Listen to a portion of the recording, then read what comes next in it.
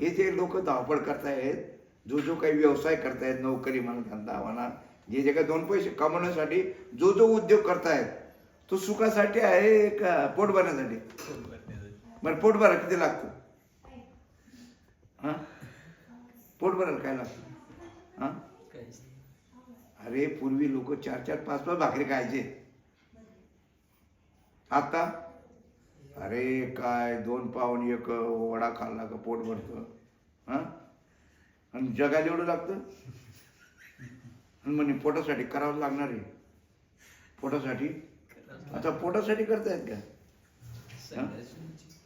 तुम्ही वास्तविक पाहता 2 गोष्टी अशा आहेत. दृश्यासाठी जे लागतं त्यासाठी तुम्हाला कष्टच करावं लागणार आहे. घरदार, जमीन जमल्या, गाड्या घोड्या, याच्यासाठी तुम्हाला आपल्याला कष्टच करावं लागणार आहे. हे तीव्र सत्य. परंतु असे त्याच्यात समाधान मानता यायला पाहिजे का नाही? त्याच्यासाठी नको ते कुठाने करायचे. हो, किती नको ते कुठाने करतात. बरं, त्याच्यात तरी सुख आहे का? आता कुठं तरी बॉम्बेची एक बँक आहे, ती बंद पडली.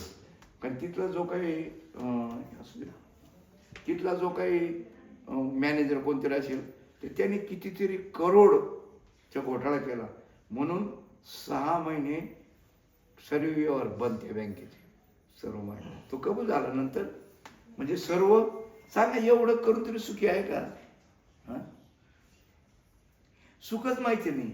आणि अध्यात्म ज्ञान असं सांगतंय, हे अध्यात्म ज्ञान असं सांगतंय की अध्यात्म ज्ञान वाचून सर्व कर्म निरत, त्या कर्मात चुकत नाही.